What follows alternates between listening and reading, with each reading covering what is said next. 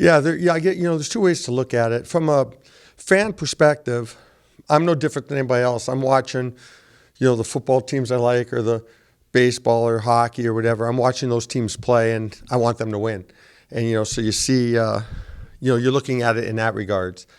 From a coaching standpoint or from a team building standpoint, you're looking at what tendencies are in place to help you have success. So from a coaching standpoint, obviously, you want different results. But I came out of both of those games this weekend with every indicator that we're a much better team than we were Saturday night and overall against Alaska. Like even against Alaska the first night, first two periods were okay. We had a really good third period. We hoped that would parlay into a good game Saturday night, and it didn't. We won the game, but win or lose, I saw more lasting, long-lasting achievements and growth this past weekend than I did prior to that. Well, he's part of a unit that you can't mention his name without mentioning Lepa and mentioning Lori Raymond and how that group as a unit had good synergy. I mean, they led us in really virtually every statistical category that lends itself to driving, offense and is indicative of strong defensive play. The only real time that line had any trouble on the weekend was when a different centerman was out there in place of Lepa for whatever reason, a face-off side or something, whatever the play is, a mismatch line off of an icing where we were in the middle of a change or whatever it might be. So that line has synergy. The sum of the work of the group is more than the individual parts. So you can't name one without naming the others. There's certainly a line that we would, based on last weekend. Now, Lori's mom and brother were here. Is he going to be the same this weekend without that motivation that he had? If that's the case, we'd like to fly his mom over for the winter and have her stay here for the winter. If that means that he's going to keep growing like he did this past weekend. But in saying that, they're a line that you can use as, and we've done that in the past. I mean, if you remember back, we had Nardella with Levi Stauber, and I don't remember who was the other player on that line. It might have been Richards or somebody a couple of years ago, and that line won hockey games for us. They got goals. Nardella had like a 7-point weekend at Alaska early in the year, and they were a line that we used to reference how you can have success if you're all playing together and not playing as a group. So that line as a whole, we'd like to take some of them and put them with some other players to try to get other players going. But we don't want to take away from their growth either, because at some point I think, I look at Kooks in practice, you mentioned him, he's scoring goals in practice. Like I said to him yesterday, now listen, look what you're doing here. Do it in the game. You're getting the same looks, same things. Why not? Why not? Like, what's the limit? Like, don't limit yourself because now it's a game and I'm not used to doing this or whatever, because if they're scoring goals, we're pretty happy with that. And so don't think, well, I'm not supposed to score goals. You're doing everything so well. Finish the play off. You're getting the shots. You're doing it in practice. It's not like it's not happening. So from those guys, we'd like them to get some goals. Now, they did get the goal on Friday. They won the face-off, got the play back. Chase made a nice shot. So they did result in creating that goal that we got on Saturday night. I'm sorry. Well, I don't think when I look at it, I don't think there's a lot of difference between us and Northern in overall. Now, we have a little bit more experience, you would say, at a couple of positions. But in overall productivity and how they're playing and how they play, I think that the weekend's a toss-up and I think they probably feel the same way that they feel, they're playing against really good teams. They're defending well. They're playing hard. They're controlling some play. And they're getting it from their depth, and we're doing the same thing. But the difference is that we do have a couple guys that you'd expect to get things out of, but they got to find their game. They got to figure out their game and develop the synergy. You can't float around and it's hard. There's a lot that goes into creating a scoring chance, and we have guys right now that are when they're not the guy immediately on the puck, they're drifting to areas where they want somebody to get them the puck. Tough to do at times. And now at other times, we have the ability to we certainly have the time and space to get the puck to guys so that they should be getting open, but guys aren't showing the ability to do that. So I don't see a big difference. I see depth guys that we're speaking of, that we're talking about, that are doing a really good job for us, and I think we need other players to play that way. And it's not that they're not trying. It's not that the effort's not there. It's that it's figuring out the game, and then because if they don't, they risk gripping the stick tight and getting nervous and going into a bit of a shell, where in their mind they're working 1,000,000 miles an hour, but really what we're seeing on the ice is not 1,000,000 miles an hour. So, but when you have confidence in your game and you can dissect it and understand,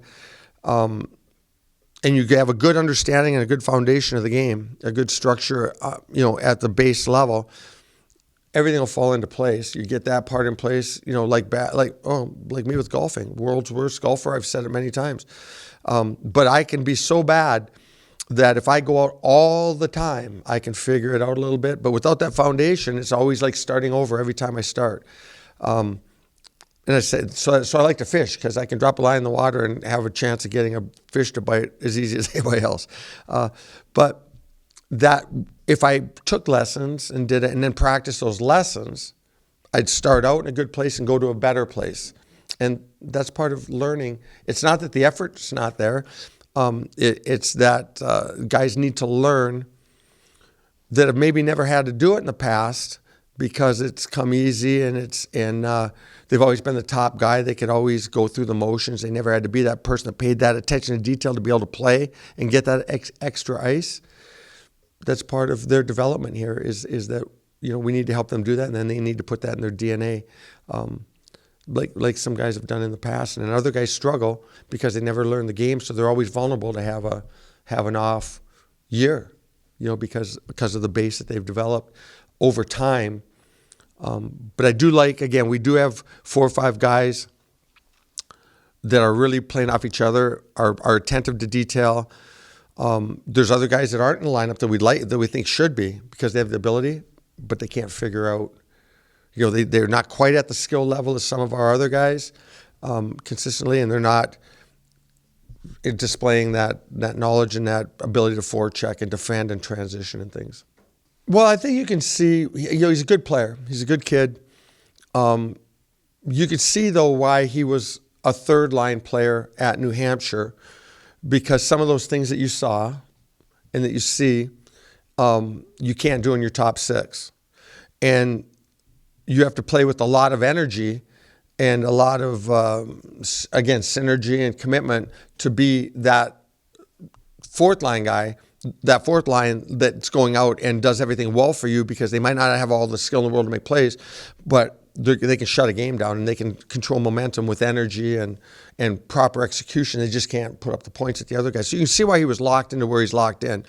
And over time, we either change habits or we fall back into who we were. When you first go in someplace, you're first, I'm first courting my wife, my future wife. I'm the nicest guy in the world. I'm the, flowers and da-da-da and da-da-da, and walk her home and hold her hand.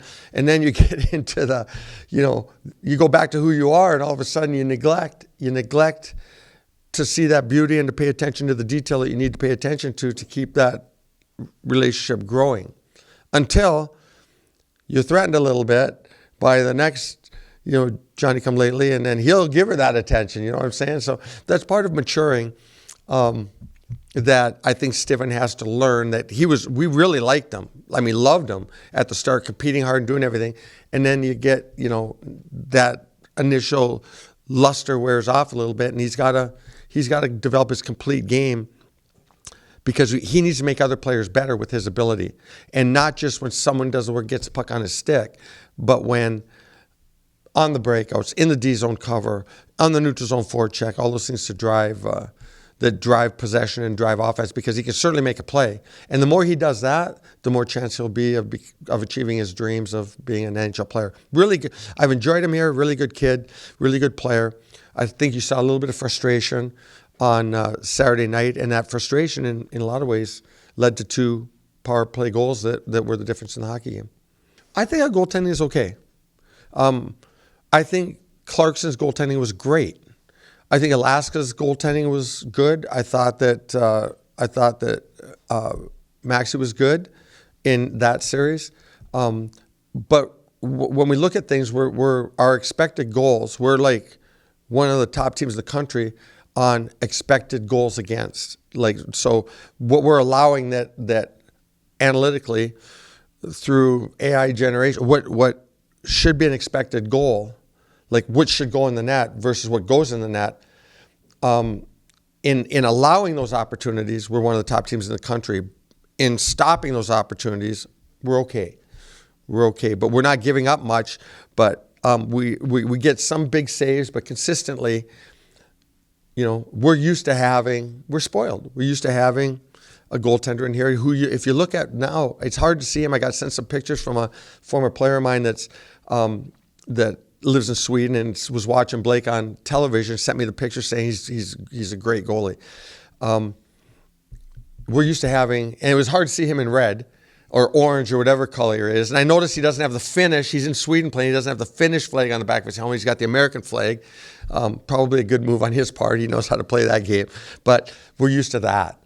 We're used to that, like the championship game last year where, he just wasn't going to get scored on. You know what I mean? And so expectations are high, but we saw what an elite performance can do this weekend. I mean, we looked at the plays. We had 2 scoring chances in overtime. Sardarian had one, and Phil Frankel had one. He walked in, and Legenegger stood on his feet and made a glove save. Batted it with his glove like a cat batting away like a yarn ball that you throw at it. That was elite, and his numbers reflect it. Our goaltending is okay and needs to keep working, and they will. Great kids working very hard. So we'll keep working at it, and they'll keep working at it. But I like what I'm seeing out of both of them. There's good competition there, and we'll just keep tracking the numbers and see if someone emerges as being the guy. Well, they all worked us in that game, and they owned the last probably 25, 28 minutes of that game. We ended up getting a couple power plays and scored a couple power play goals. Their penalty kill will be better, more experienced at this time. I think overall, I think goaltending is a wash-up. Their goaltending's been playing really well against some really good teams at Colorado College, things like that. They played Arizona last weekend. I think goaltending, we'll see who emerges if there's one goalie on either team that wins a game for a team. I think that our defense on paper is more experienced, but we're only getting any type of offensive production out of Chase, who I think is leading our team in points, 2 goals, 2 assists. And so we have a team of guys that have an offensive prowess and defending, although they're doing a good job. And like I said, our team defense has been really good. But that's not their forte. So if you just come down to defending and you're not getting offense out of those other guys, that's probably a wash as well. So then it comes down to, we're getting the best play out of our depth guys that are trying to emerge and be top liners, and they have their depth guys, which is just because there are a whole lot of new faces emerging. They have probably more balance in how hard their overall forward contingent is working, thus impacting the game versus what our forward contingent 5-on-5 is. But we're both getting it out of guys that are trying to emerge. Their guys being freshmen and new guys, and our guys being some guy underclassmen that are figuring it out for the most part. I gotta be honest with you, I don't. Maybe I'm just old-fashioned. To me, a game is a game. I mean, that rivalry is awesome stuff. Like, I'm listening to the Michigan State football coach last night, and he's talking about, wow, I never knew it before. I felt it, but I know it now, and things like that. More fans, a little bit louder.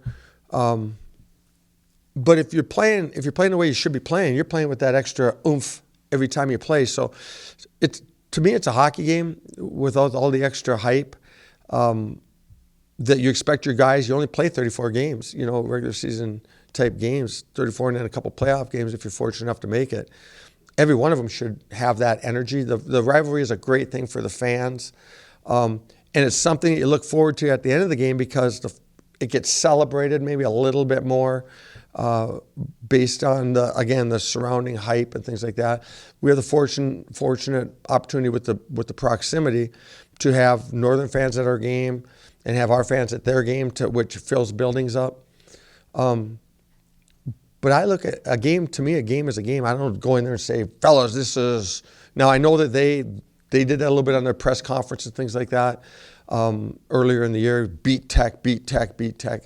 Again, I think that's to ignite a fan base. I think their staff and everybody probably looks at it the same. That you're expected to play hard all the time. You get punched in the mouth, you punch back. You know what I mean? Like, that's just the way you got to play. He is a character, hardworking, competitive, fiery guy. So do we have to take advantage of that when we get the chance?